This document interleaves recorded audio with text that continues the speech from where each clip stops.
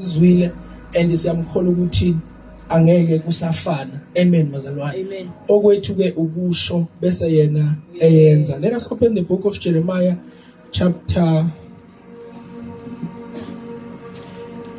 18 verse 1 to 6. Jeremiah chapter 18 verse 1 to 6. Ngizofunda kuphela bese siyakhuleka. Bese ngiphinde ngamukela olandelayo. Amen bazalwane. Jeremiah chapter 18. Sizofunda from verse 1 to 6.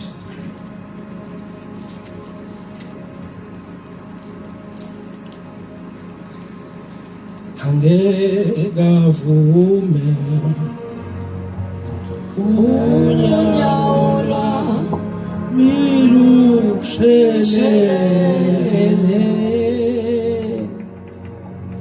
Jeremiah chapter 18.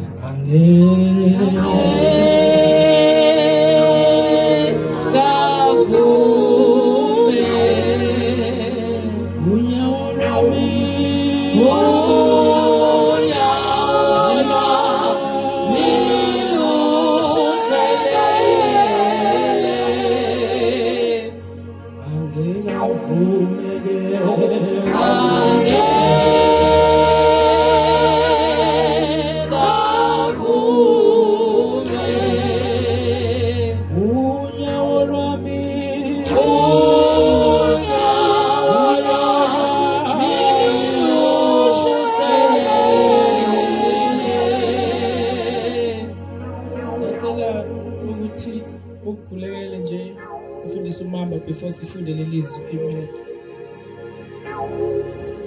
Baba wethu ayibele isenkosi Jesu Kristu. Baba wethu ayibele namanje Nkosi sesacelebrate. Baba wethu ayibele ukulekela. Baba wethu ayibele abafundi egameni kaJesu. Yiba nenceku yakho ngempilo mandla wonke inike Nkosi ukuhlakanipha. Inike Nkosi namandla ukukhuluma izwi lakho phezu kwabafundi naphezu kwebandla egameni kaJesu Kristu. We thank you, Father, in the mighty name of Jesus.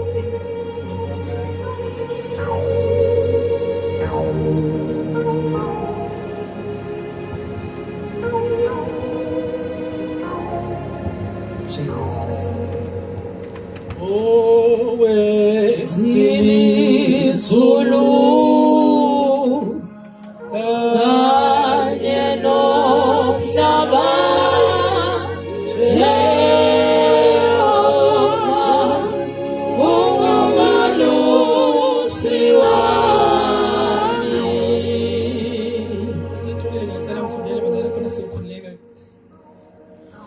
Jeremiah chapter 18 verse 1.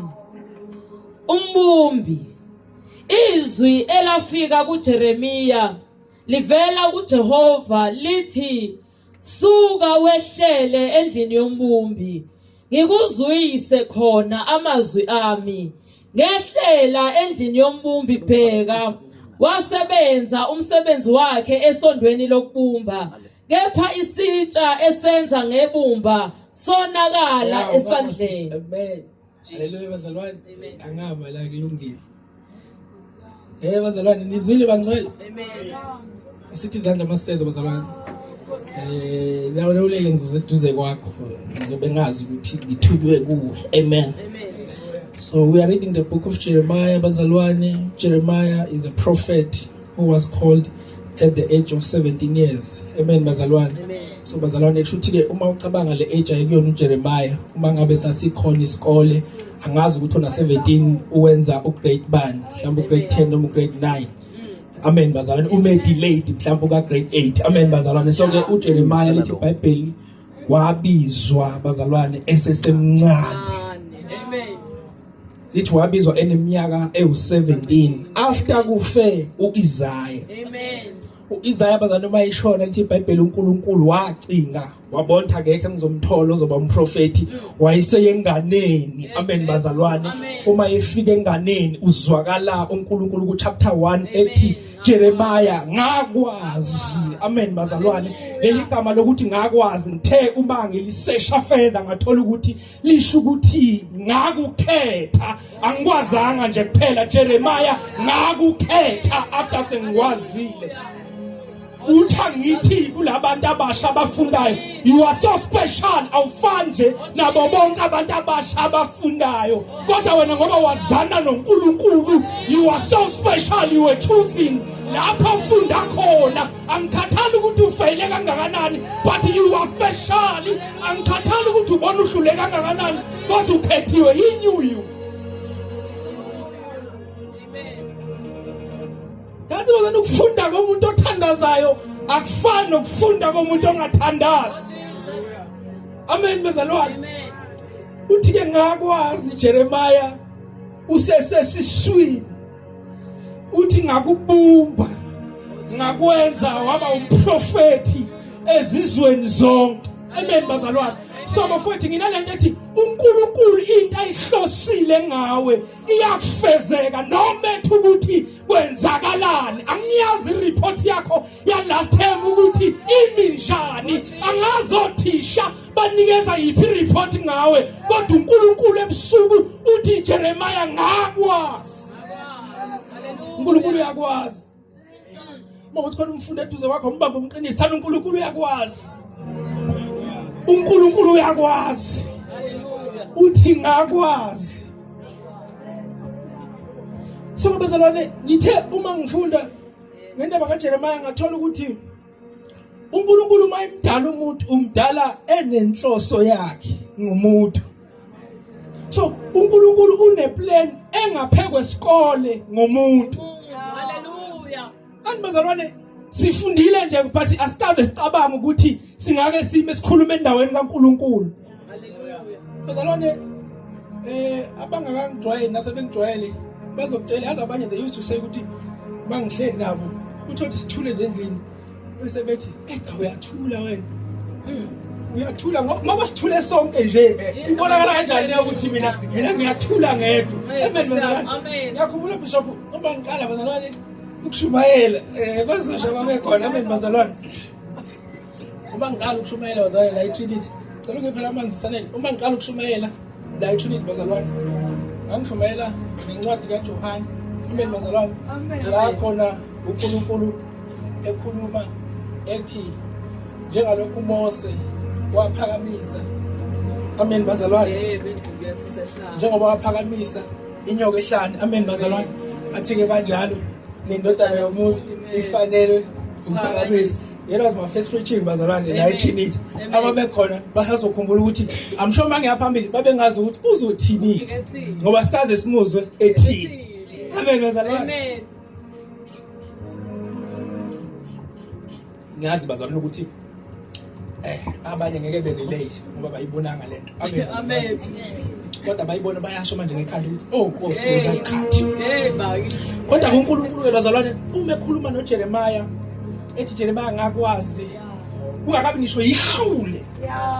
So kusho bazalwane ngisho i-pregnant test ingakaconfirm as positive. I knew you.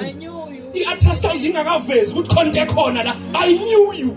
Abazali bakho bengakahleli ukuthi mawube bengakathandani. I knew you. uNkulunkulu uyakwazi. Ngifuna ukuthi uzowazi uNkulunkulu ukwazi ngalokho kujule ngalendlela. Amen. Noma uthobe bengaxabana abazali bakho kodwa uNkulunkulu yena wayekwazi. Uthi uNkulunkulu mayifika Jeremiah emtshelele izindaba ukuthi ngakwazi ngakubeka ukuthi bomprofeti bese ethi uJeremiah ungani ukhethe mina ngoba mina ngineminyaka emincane ngina 17 ngimncane. Amen. Amen bazalwane. Leli Bible ke uNkulunkulu kule verse esifundayo uma sesifika kuyona wonke amavesi owafunda ngaphansi kwaJeremiah uzwakala kuthiwa lafika izwi likaNkulunkulu, lafika izwi likaNkulunkulu, lafika izwi likaNkulunkulu. So uJeremiah lo muntu omusha obekungafika amazwi abantu kuye kodwa lo muntu omusha obekufika izwi likaNkulunkulu. Kwathi ngikhulume nabantu abafundayo ukuthi lamazwi afikayo empilweni yakho ayakuphazamisa kuNkulunkulu, ayakuphazamisa esikoleni. I know ukuthi few bazorelate kule ngizoyisho manje. Angithi ubone umuntu uyangena nje efonini uthi uyasearch subject esikole uvele no WhatsApp iqinqi. kanti nginamangani bazalwane uthi uyasesha ngezwi kaNkuluNkulu uthi what up iqinqi asefikile amazwi uthi angizomemezela abafowethu ukuthi maningi amazwi afikayo mawusemusha maningi amazwi afikelayo umuntu omusha kodwa uJeremiya wayifikela izwi likaNkuluNkulu ayisitshela ubelieve ukuthi babekhona abangani ababemuwhatsappa ngohlobo langalezo izikhathi ababemFacebook ngohlobo lalezo izikhathi kodwa uzwakala ethi lafika izwi likaNkuluNkulu. Hallelujah. Into musha liphe izwi lifikayo. Yabona uzone umusa athenda wonke lamazwi afikayo uzoyiphinda igrade uyozothi uthisha uyakuzonda. Ngoba wena ufocus kumazwi amaningi. Amen. Ngicela ukuniwanisha ngalento bazalwane. Kunale app lebizwa ukuthi uTikTok. Amen bazalwane. Amen.